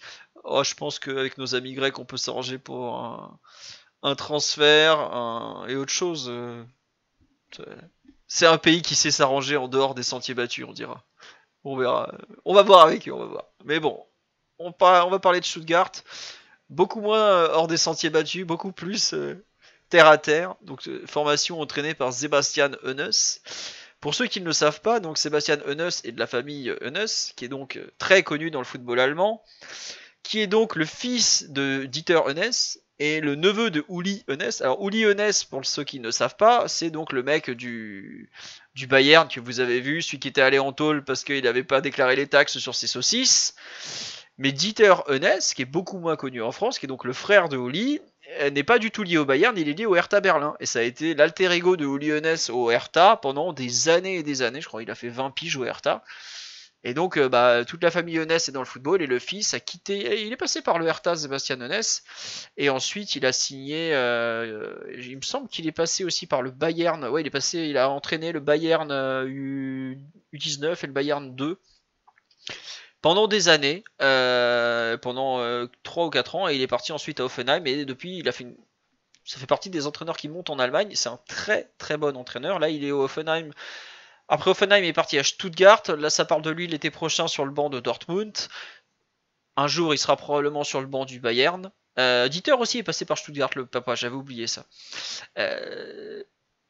Toujours est-il que c'est un très bon entraîneur qui fait quand même des bonnes choses avec le Hertha, n'importe quoi, avec le VfB. Et c'est aussi l'occasion pour lui de poser un peu son CV à l'échelle européenne. Toujours est-il qu'en Ligue des Champions cette saison, et même en général, alors en championnat parfois ils ont joué avec une défense à 3, mais là avec la suspension de Rouault, ça va être un peu trop compliqué. Ils risquent de jouer soit en 4-2-3-1, soit en 4-4-2. La défense, globalement, on la connaît, c'est pas non plus super compliqué. Donc ça sera Mittelstadt, dont on a parlé, qui sera arrière gauche. L'arrière droit, ça sera Wagnoman, qui est un grand gabarit, qui n'a pas grand chose d'un arrière droit, je trouve, mais bon, c'est comme ça. Le défenseur central gauche, ce sera Jeff Chabot, qui est une grande tour de 1m95, qui est un Allemand. L'arrière droit fait 1m90, Wagnoman, pour vous donner une idée. En défense centrale, ce sera pas Sébastien Rouault, Anthony Rouault, pas Sébastien Rouault. Anthony Rouault, qui était un ancien de Toulouse, qui est, je pense, leur meilleur défenseur dans l'idée. Ce sera le belgeo-afghan. Ouais, c'est ça, je crois qu'il est d'Afghanistan, Aldakil, qui est pareil qu'un jeune joueur, qui est né à Bagdad. Donc irako-belge, pardon, il est pas afghan, il est irakien. Qui est pareil, un jeune joueur qui est arrivé de Burnley, je crois, l'été dernier, qui est en train qui joue un peu partout, mais qui est un défenseur ça, central. Il était à Burnley, ouais. Voilà, qui est un bon joueur en devenir. Je pense je serais pas surpris que Rouault parte et que ce soit lui qui prenne sa place l'an prochain. La grande question, c'est donc dans les buts, est-ce que nous allons retrouver l'ami Alexander Nubel, que nous avons bien connu à Monaco, ou pas? Alors, tout à l'heure, l'entraîneur a annoncé qu'il était incertain. Les journaux locaux avaient l'air de dire qu'il allait déjà mieux, donc en théorie, il devrait jouer. Alors, faut savoir que Nubel, Bild a expliqué tout à l'heure, accrochez-vous bien, que Nubel touche 10 millions d'euros par an. On parle bien de Nubel. Oui, la passoire de Monaco. Il prend 10 millions d'euros par an. Et c'est pour ça que Stuttgart aimerait bien le garder, mais n'a pas les moyens de le garder. Le plus gros salaire du club, à part lui, donc c'est Undav, le capitaine et attaquant international allemand. Non, c'est pas des roubles, c'est pas des Deutschmark, c'est bien des euros. Et tout le monde est sous le choc en Allemagne. Là, il y a une réponse. Comment ça, il gagne 10 millions, cette merguez? Donc voilà. Et si vous regardez les stats avancées des gardiens de but de la Ligue des Champions, évidemment, vous retrouvez notre bon vieux Nubel dans ceux dont les stats avancées sont les moins positives. Dans le genre, je prends plus de buts que je ne devrais en prendre, évidemment. Il est jamais très loin, puisque Stuttgart a pris 13 buts en 7 matchs. Bon, vous imaginez bien que les XG sont pas de 13 buts les concernant, même si c'est vrai qu'ils en avaient pris 5 uniquement lors du déplacement à Belgrade. Mais en théorie, ça sera Nubel dans les buts, faut pas trop s'attendre. Faut savoir que c'est quand même devenu un très bon gardien en Bundesliga. Il s'est beaucoup mieux, enfin son retour au pays s'est très bien passé. Il a intégré la sélection nationale quand même, donc c'est pas rien. Hein. Il a 28 ans, il commence à être en théorie dans ses meilleures années, mais bon. Je suis d'accord qu'en France, on a du mal à le prendre au sérieux. Voilà le quatuor défensif. Donc Nubel dans les buts. De gauche à droite, Mittelstadt, Chabot, Aldakil et Wagnoman. Et oui, il a déjà 28 ans. Oui. On passe au milieu. Le double pivot, il est très simple, il est très connu. Ce sera Karazor, le capitaine, et Stiller, le gaucher formé au Bayern, qui a prolongé d'ailleurs. Ils ont annoncé la prolongation aujourd'hui. Le VfB, donc jusqu'en 2028 ou 2000. Très bonne paire, deux bons joueurs. Karazor, le capitaine, vous allez voir, joueur un peu rugueux. et Stiller le 8, enfin l'axial gauche ou axial droit, ça dépend des actions, qui est gaucher en tout cas, qui est vraiment un très très bon joueur. Une patte gauche magnifique. Attention sur les corners, il les tire vraiment bien. Ça coupe en général très fort au premier poteau. Rouault a marqué il y a quelques semaines comme ça, je crois que c'était contre Fribourg il y a 10 jours il me semble. Voilà. Karazor, il n'avait pas été écroué pour viol à une époque. J'avoue que j'ai pas suivi cette histoire, c'est peut-être une blague, je n'ai pas compris. En tout cas, ça me dit rien. Mais attention sur les coups de pied arrêtés de Stiller. Arrive devant où il y a deux possibilités. Soit il joue avec deux ailiers, deux attaquants axiaux. Soit il joue avec un seul attaquant axial, un numéro 10 et toujours deux ailiers. En Ligue des Champions, cette saison, ils ont toujours plus ou moins joué 4-2-3-1. Alors, il y a un mec qui est intouchable, c'est Undav, le capitaine, qui est un attaquant de pointe, mais il est meilleur en soutien, qui est vraiment un très bon joueur. Beaucoup de volume, attaquant, mais très collectif malgré tout, capable de finir, mais pour vous dire, c'est le meilleur buteur de Stuttgart, il a marqué 9 buts, donc c'est pas non plus un joueur qui a le but dans le sang. Il a été absent un peu, mais vraiment un très bon attaquant international allemand de façon logique. Lui, c'est le danger numéro 1 à l'équipe, je pense même que c'est le meilleur joueur de façon générale. Autour, on a Enzo Millo, donc l'international espoir français qui a été fan du PSG, tout ça, qui est un très bon joueur. Soit il jouera milieu offensif droit, mais il est gaucher, donc vous imaginez qu'il n'est pas en train de longer la ligne. Soit il jouera en soutien dans l'axe de Undav. Je pense qu'il jouera à droite et que Undav jouera devant avec un autre joueur qui sera probablement Demirovic. Enzo Millo, formé à Monaco, très bon joueur, excellente progression. Et lui, il risque d'être très motivé. Ouais. Mais c'est pour ça que j'ai du mal à croire qu'on mette pas un bon joueur face à lui. Alors, Enzo Millo peut aussi jouer dans l'axe, et dans ce cas-là, s'il joue dans l'axe, ça serait Levling, comme on me l'a dit sur live, qui est un très bon ailier, un international aussi, qui jouerait soit à droite, soit à gauche. Si Levling, qui sera sûr titulaire, parce qu'il a soufflé ce week-end à Mayence, il n'a pas joué. Si Levling joue, il sera à droite ou à gauche, et s'il est à droite, ce sera Furich à gauche, qui est pareil qu'un international allemand, mais qui est un joueur un peu moins bon. Et enfin, devant, ils avaient une pointe qui était Bilal Touré, mais qui s'est blessé, qui sera pas là. Ils ont un autre avant-centre. L'an dernier, c'était donc le fameux Serhou Guirassy qui a marché sur l'eau en Bundesliga avec Stuttgart. Il est parti, il a été remplacé par Demirovic, qui est un très bon joueur, mais un peu plus mûr, qui était à Augsbourg, qui a fait une très bonne saison aussi, mais au moins, je crois que Guirassy avait mis 27 buts et Demirovic a dû en mettre 17 ou 18, donc vous voyez, c'est quand même un cran en dessous. Et qui a un peu du mal à s'adapter à Stuttgart, qui n'est pas encore un titulaire, même il est rarement titulaire. Mais c'est un joueur qui est très grand, qui doit faire 1m92 et qui est fort dans les airs. Donc pour nous, c'est pas forcément une bonne nouvelle. Ouais, il est immense, Demirovic, ouais, il fait peut-être pas 2m20, mais un bon 1m95. Leur banc de touche, il est forcément limité parce qu'ils ont beaucoup d'absents. Et surtout, ils ont fait un truc, je ne sais pas ce qui leur est passé par la tête. Donc ils ont recruté cet hiver un mec qui s'appelle Jakob Brun-Larsen. Pour ceux qui suivent la Bundesliga, c'est un ailier danois qui est vite devenu titulaire côté droit, qui permet à Levling de jouer côté gauche justement. Donc pour eux, c'est intéressant. Mais il sera pas là, il est arrivé cet hiver, comme nous, Kvara peut pas jouer. Et ils ont un mec qui s'appelle Demirovic, fait qu'1m85, je voyais plus grand que ça, excusez-moi. Donc ils ont un outil qui s'appelle Voldemad, qui fait 1m98 ou 96, qui est un attaquant. Ils ne l'ont pas inscrit dans leur liste pour la Ligue des Champions au début de saison parce qu'ils croyaient pas trop en lui. Et il s'avère que c'est limite leur deuxième meilleur attaquant derrière Undav. Et en fait, il se retrouve à pas pouvoir l'utiliser en Ligue des Champions, alors que ce bon Voltemad de son nom Nick, qui fait donc 1m98, c'est bien ça, a marqué 9 buts en 900 minutes cette saison. Et la chance veut que il arrivait du Werder Bremen, il croyait pas trop en lui, quoi. Il est arrivé en fin de contrat, ils l'ont fait signer, bon, pourquoi pas. Et il s'avère que c'est devenu l'attaquant un peu numéro 2 de Stuttgart, et ils pourront pas l'avoir en Ligue des Champions. Oui, ils ont que des Golgoth et nous on a que des Lilliputiens, il y a un peu de ça. Et oui, effectivement, Fabian Rieder, mais Fabian Rieder, le Suisse, l'ancien de Rennes, est plus un super sub qu'un titulaire en puissance. Il y a assez peu de chances de le voir au coup d'envoi de la rencontre. Donc globalement, pas mal de solutions, je vous ai cité au moins 6 ou 7 noms en attaque. Donc, ils ont des cartouches sur le banc de touche, ils ont des bons joueurs, vraiment Stiller, Undav, Millo, Levling, tout ça, c'est vraiment des bons, voire des très bons joueurs. Il n'y a pas non plus une profondeur de folie. Et si tu t'en sors bien, tu peux faire de bonnes choses. Il faut savoir que leur parcours est très particulier en Ligue des Champions. Ils ont été excellents. Alors ils ont perdu à Madrid, mais ils avaient été vraiment très bons. Ils ont perdu 3-1. Ils sont allés à Turin, ils ont lessivé la Juve, mais alors de A à Z, ils ont gagné 1-0. Ils ont pris 5-1 à l'Étoile Rouge de Belgrade en ouvrant le score. Alors que, normalement, tu ouvres le score à Belgrade, quelque part, t'as gagné, quoi. Eux, ils ont pris une raclée.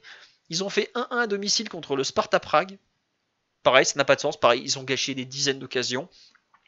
Et ils s'étaient fait déboîter à domicile par l'Atalanta Bergame de façon inattendue. Donc, une équipe qui, d'une semaine à l'autre, est très variable, équipe très irrégulière. Attendez, excusez-moi. Tout c'est voilà. Équipe irrégulière. Et en fait, ils ont une façon de jouer qui est assez particulière. Donc, quand ils perdent la balle, gros pressing. Vraiment, c'est dans leur ADN, c'est très gros pressing, très fort, pour ensuite récupérer la balle. Et en fait, ils attaquent de façon très axiale. C'est-à-dire qu'il va y avoir pratiquement 4 joueurs entre le demi-espace, les deux demi-espaces et l'axe. Et ils vont balancer des ballons, vraiment,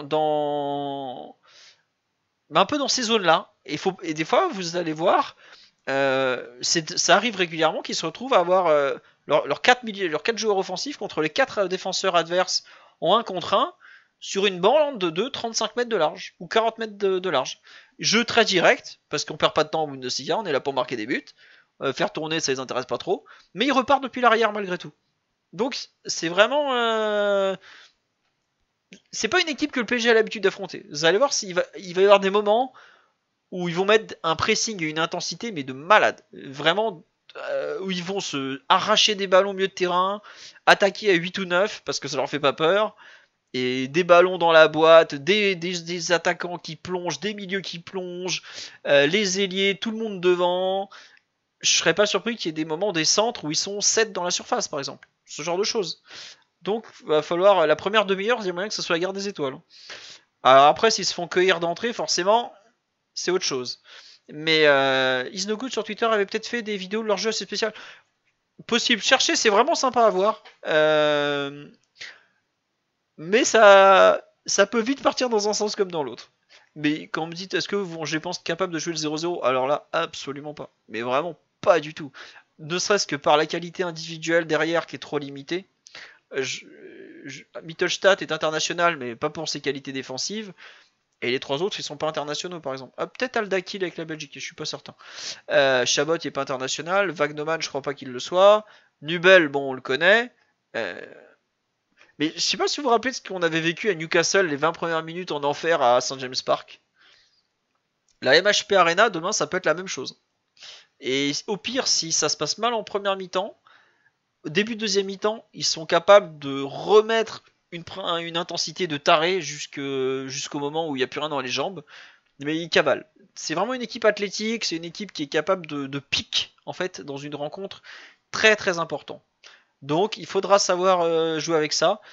Je pense que pour le PSG, mettre le pied sur le ballon, arriver à faire tourner, parce qu'il va falloir être fort avec le ballon dans les pieds, c'est vraiment une clé importante du match. À Newcastle, misère.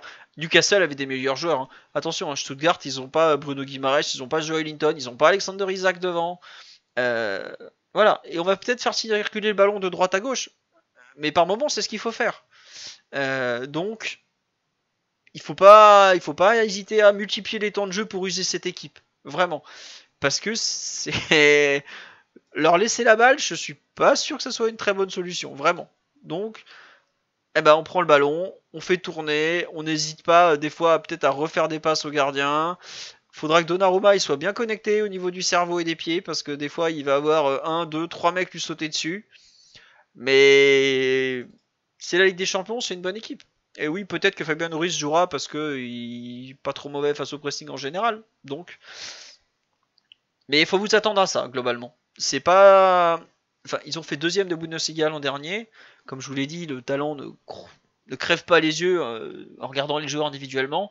Mais s'ils arrivent à ce niveau de résultat-là, c'est parce que justement collectivement ils sont bons. Donc voilà un peu l'idée générale de Stuttgart. Le but c'est pas de vous faire peur, mais ne croyez pas qu'on va jouer une équipe de pimpins complètement à la rue. Quoi. Voilà. Mais en revanche, comme je l'ai dit sur la très justement, il y a un possible phénomène d'usure parce que ils se donnent à fond, parce que ils calculent pas, et forcément. Mais ça reste une équipe qui va aligner des joueurs de 22, 23 ans en défense, un gardien qui est pas loin d'être dans les plus mauvais de la compétition et tout ça. Donc, ça va être sympa dans tous les cas. Il faut pas avoir peur et il faut jouer à fond, tout simplement. Daryl Blaise, après cette présentation de Stuttgart que j'ai tenté de faire la plus complète possible, est-ce que vous voulez rajouter quelque chose sur le match en général des interrogations, des idées, des clés du match, des trucs dont vous voulez parler? Je vous écoute. Bah, oui, Ouais. Blaise. Non, bah moi, Stuttgart, c'est une équipe que j'ai plus vue au moment du tirage au sort que ces dernières semaines. J'ai un peu suivi, effectivement, le podcast reporté d'hier m'a permis de rattraper un petit peu le retard sur la défaite qu'ils ont concédée ce week-end. Bon, je veux pas mettre ça sur le compte de la qualité de l'équipe. C'est une équipe qui est possiblement elle aussi qualifiée demain soir, donc on va ne pas sous-estimer cette équipe. Après sans rentrer dans les en fait, les poncifs ou en tout cas les pensées par rapport aux noms qu'on peut avoir, j'ai vraiment l'impression que malgré cette capacité à t'imposer des temps forts ou en tout cas un rythme de match par moment qui est peut-être élevé pour une équipe qui a l'habitude d'avoir le contrôle sur le match. J'ai vraiment la sensation que en fait, comme tu l'as dit, l'important peut être d'arriver sur des séquences assez longues ou en tout cas bien ciblées, de mettre le pied sur le ballon et d'avoir, ce jeu peut-être, pas forcément très vers l'avant ou en tout cas plutôt conservateur qu'on a parfois l'habitude d'avoir pour arriver à dominer cette équipe parce que, j'ai vraiment la sensation que et comme assez souvent quand on s'engage dans cette voie et on l'a même sans avoir parlé beaucoup du match de samedi, on l'a vu aussi. En fait, quand on rentre dans un match de ping-pong, j'ai pas l'impression qu'on soit en capacité sur la longueur d'un match d'en ressortir vainqueur vu le manque de réalisme qu'on a et surtout parce que c'est ça aussi, c'est sous-estimé. Parfois, on a tendance à, avant même de se créer l'occasion, perdre le ballon dans des zones qui donnent l'avantage à des équipes qui ont l'habitude d'attaquer très vite les espaces. Donc je suis persuadé que demain, en fait, c'est le rythme de match, c'est le rythme du match, pardon, qui nous permettra de savoir si on est plus proche d'une victoire ou autre. Après, je pense que tu l'as dit aussi dans les forces de cette équipe et qui est une de nos grandes faiblesses, inévitablement, il va falloir faire très attention aux coups de pied arrêtés. Ça, même face à tous les adversaires, on le dit, demain, ça peut vraiment, sur un match à enjeu comme ça, être une donnée qui peut nous mettre plus qu'en difficulté au moment de compter les points et en tout cas de voir le tableau d'affichage. En fait, tu vois, plus que les coups de priorité et tout ça, dans l'idéal, tu joues dans leur camp. L'idéal, c'est ça. T'as le ballon et tu joues dans leur camp. S'ils ont le ballon et que tu joues dans tes 20 mètres, euh, ça peut être compliqué. Ça peut être vraiment long. Vraiment, vraiment long. Mais tu vois, pour le coup, si on fait 20 minutes de possession défensive en début de match, ou tu vois, un peu ce qu'on avait fait à Lens en début de rencontre, je sais pas si vous voyez ce que je veux dire, où t'as 15 minutes où t'as le ballon, en face ils sont prêts à rugir, mais tu prends pas de risque, tu fais courir, même si des moments t'es un peu ridicule, c'est très bien. Franchement, c'est très bien. Parce que si tu veux jouer au plus malin avec eux au ping-pong et que ça commence, eux ils courent. Hein. Alors nous aussi on court, mais je pense qu'eux ils courent encore plus par contre. Et ça peut vite mal finir. Surtout que bah tu fais ça, t'as un centre, oh bah tiens un corner bêtement concédé, bah tiens, c'est bizarre, ils font tous 2 mètres dans cette équipe. Bah Vitinha, tu vas être au marquage de Wagnoman qui fait 1m90. Bah tu te débrouilles, hein, tu fais comme tu peux mon grand. Bah, ce genre de truc, c'est typiquement ce que je veux surtout pas voir. Donc, je pense qu'effectivement, quand on me dit sur la live, Lucho voudra pourrir le rythme, il voudra surtout contrôler le rythme. C'est vraiment le contrôler. Contrôler, contrôler, contrôler, parce que, comme j'ai dit, c'est une équipe qui est capable de pic de 5-10 minutes. Il y a 2 semaines et demie, ils ont retourné Leipzig en 10 minutes en deuxième mi-temps. Ils leur ont mis une sauce, mais monumentale, alors qu'ils n'avaient pas touché une cacahuète de la première mi-temps. Alors par contre, ils sont revenus des vestiaires, ils ont monté le curseur, et là, Leipzig, c'est pourtant pas une équipe qui est facile à dominer dans l'intensité. Hein. Ils se sont fait mais noyer. Donc, faudra être bien concentré, bien utiliser le ballon. Je suis d'accord qu'on a des joueurs plus qualitatifs qui, dans les espaces, sont capables de faire plus de différence. Chez eux, par exemple, il y a un joueur très fort avec le ballon dans les pieds en termes de dribble, c'est Leveling. Les autres sont un peu plus limités. Là, au PSG, tu as Barcola, Dembélé, même Doué qui sont capables de faire des choses. Mais en revanche, ils connaissent bien leurs principes de jeu, ils savent bien les appliquer, ils sont bien complémentaires les uns des autres. Et ils lâchent pas quoi. Donc c'est une équipe jeune aussi, ça aide, hein, ça aide pour être dynamique. Donc voilà. C'est quoi la météo demain? J'avoue que j'ai pas du tout regardé ce qu'il va faire comme temps à Stuttgart, puisque je n'y serai pas. Je peux aller voir si vous voulez, ou si quelqu'un veut aller voir pendant que je suis en train d'animer. On me dit la danse qu'il nous aurait mise avec la M&M. Ah bah, vous voyez ce qui s'était passé à Haïfa quand on s'était fait labourer par le Maccabi Haïfa? Bah pareil en pire, sauf que je pense que typiquement c'est le genre d'équipe qui se serait fait massacrer en un contre de Mbappé et Neymar quoi. Ou Mbappé ou Messi qui lance en profondeur Mbappé entre Wagnoman et Aldakil quoi.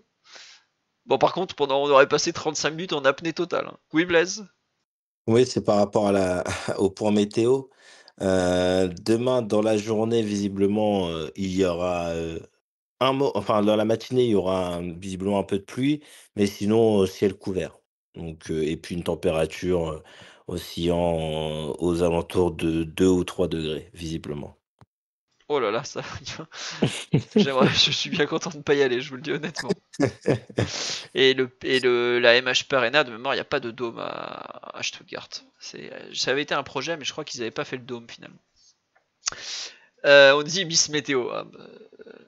Blaise, petite pensée pour Catherine Laborde. C'est exactement l'hommage que j'ai voulu faire. Voilà. Le stade est très exposé au vent. Je crois que c'était avant, il me semble qu'ils ont changé ça. Il y a une époque, c'était très ouvert de mémoire avec la rénovation. Je sais plus laquelle c'est, parce que c'est un stade qui a été rénové, je sais pas combien de fois. La dernière de 2022 à 2024, qui a fini il y a pas longtemps. Il me semble qu'il y a plus ce problème du vent. Il y a une époque, c'était absolument horrible, je suis d'accord. Mais de mémoire, ça a été corrigé justement pour en faire vraiment un stade de foot. Alors que pendant des années, ça a été l'horreur, quoi.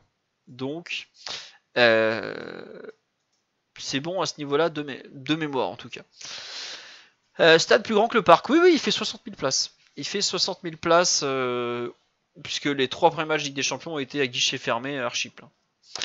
Blaise, Daryl, est-ce que vous voulez rajouter quelque chose sur ce Stuttgart PSG? Est-ce qu'il y a des points qu'on n'a pas du tout évoqués? Bref. Daryl, oui Blaise, vas-y, pardon. Bah, t'en as pas forcément parlé. Après, moi, je le connais pas. C'est l'arbitre. Je sais pas si toi, t'as des. Ah, c'est un jeune italien de mémoire, c'est ça? Ouais, c'est ça. C'est ça, ouais, c'est un jeune italien. Ouais. Non, Massa, il est pas jeune justement, c'est ça la feinte. C'est qu'il est pas connu, mais il est pas jeune. Il a 43 ans, David Massa. Clairement, l'UEFA a pas estimé que c'était un match à risque. Hein. Sinon, il l'aurait pas envoyé lui. Voilà.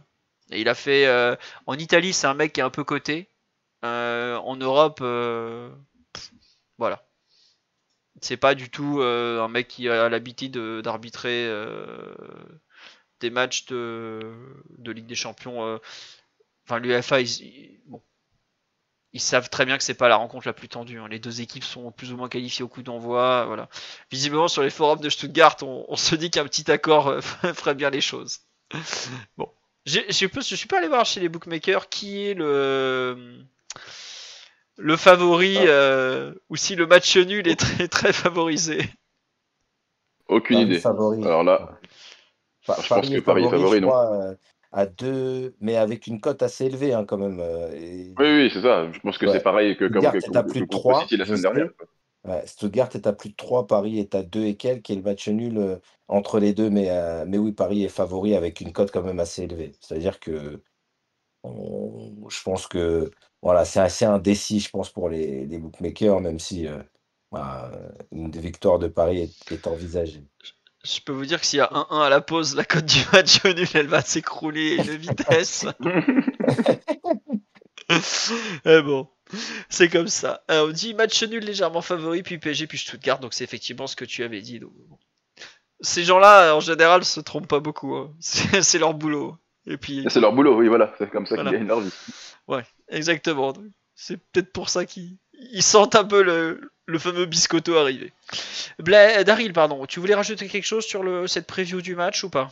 Non, pas spécialement. Je pense que vous avez été très complet, que vous avez évoqué vraiment tous les aspects et les clés de cette rencontre, quoi.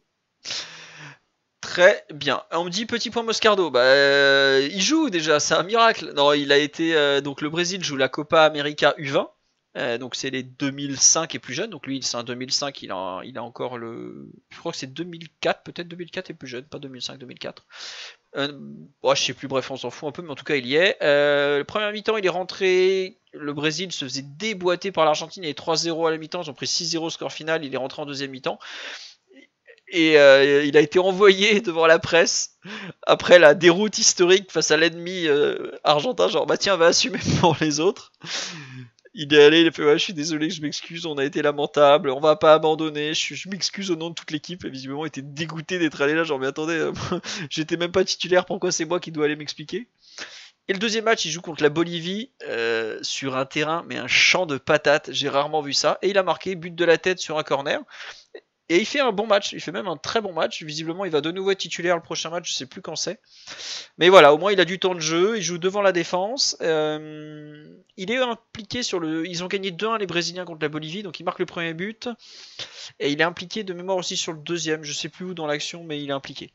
Et je l'ai vu faire 2-3 passes au milieu de terrain, plutôt sympathique. Alors il y a évidemment un contrôle de CRS sur le premier ballon touché, qui est parti directement en touche, mais comme je le dis, le terrain était vraiment lamentable, donc faut raison garder. Et je pense qu'il a eu raison d'aller jouer ça, parce que je suis même pas sûr qu'il aurait joué ce week-end avec le Stade de Reims au Parc des Princes.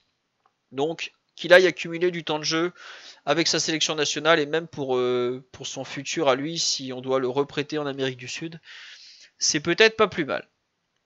Neymar de retour à Santos, oui, retour au Bercail aussi, qu'il en profite. Fais un choix du cœur comme c'est le cas d'aller à Santos, ce sera très bien pour toi Ney. Tu mérites plus ça que d'aller perdre ton temps en Arabie Saoudite dans des galères, certes bien payées. On se retrouvera pour le prochain podcast. En théorie, ça sera jeudi soir. Alors l'heure, ce sera probablement 22h. De mémoire, le tirage au sort, c'est vendredi. Puisque ce sera.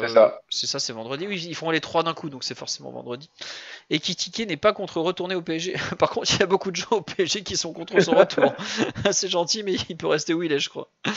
Non, vu ce qui s'est passé la première saison, je crois qu'il reviendra pas au PSG. Ou alors il va falloir changer beaucoup de monde, notamment des dirigeants. Et voilà. On nous dit il faut parler du parc sous DAZN, c'est devenu Skyrock. Écoutez, bon. Tant pis, je n'ai pas grand chose à dire. En fait, que les avant-matchs soient pourris, je vais pas vous mentir, en général, je cours partout chez moi, je suis en train de m'occuper de mes enfants, ça me fait pas grand chose. En revanche, qui nous décale le match à 21h05, donc déjà c'est chiant parce que ça finit tard. Pour ensuite rater le coup d'envoi pour diffuser des pubs annonçant que la Ligue 1 est sur DAZN, c'est lamentable. Parce que c'est-à-dire, en fait, la Ligue 1 sur DAZN... Ça c'est incroyable. Non mais ça c'est vraiment un truc que je ne comprendrai jamais. Non mais les mecs te mettent des pubs pour se signaler qu'ils ont les droits d'un truc dont ils ratent le début quand même. Enfin, le mec dans la régie ou le réalisateur, mais virez-le direct. Il est bête. Je suis désolé, il est bête le type. Ou il sait pas tout taper sur ses claviers, je sais pas ce qu'il fout. Mais non, vraiment, ouais, DAZN, il y a des gens que j'apprécie sur cette chaîne, mais globalement, ça donne pas envie de payer pour eux. Et dites-vous que je fais partie des pigeons qui ont été parmi les premiers à payer, donc je sais de quoi je parle. Et ça fait mal tous les mois, ça fait très mal. Sur ce, à jeudi, merci pour votre fidélité, encore désolé pour le décalage d'un jour. Et on espère que tout se passera bien demain. Sur le site, on vous mettra plein d'articles sur les cas à éviter. Il y a des cas de qualification très intéressants aussi en termes de classement, tout ça. Donc il y aura tout demain, les compos et tout. Les risques de suspension aussi. Voilà. J'ai pas parlé de la CAN. Bah non, elle aura lieu en décembre, en janvier. Mais attendez, c'est dans un an. On a eu le tirage au sort hier. J'ai même pas regardé. Voilà. Tirage au sort vendredi. Oui, toujours vendredi midi ou vendredi 13h en général. L'UEFA c'est toujours comme ça. Et alors le tirage au sort, ça va être compliqué avec les doublons et tout ça. Voilà. La CAN, on a le temps. Pareil, cet été, on a à peine parlé de la Coupe du Monde des clubs. Donc, vous voyez, la CAN, amis De fans toute de la manière, CAN, pour la CAN, Philo, prenez rendez-vous sur les matchs de la RDC. voilà. Donc Daryl vous dira pas qu'il supporte à la CAN parce qu'en général ils sont lamentables. Mais C'est faux. bon, on va rien Bon, dire. pas trop ces dernières années, mais bon, effectivement. Voilà, je suis entouré de spécialistes de la CAN. Et moi aussi je regarde, c'est une compétition vachement sympa en plus. Donc sur ce, on se dit à jeudi. Et on parlera peut-être de la CAN un jour aussi, puisque c'est quand même une compétition importante. Allez, non, je voulais remercier, c'est ça que j'avais oublié, les subbers de cours d'émission. Merci à Revans78, à Nyunzum22, et je crois que c'était les deux derniers, effectivement. Les autres, je les avais déjà cités, donc merci vraiment à vous, et à très vite. Allez, bisous tout le monde, bonne nuit, à bientôt, ciao ciao. Ciao tout le monde, bonne nuit, bisous. Ciao, bonne nuit. Et vive l'open source comme toujours.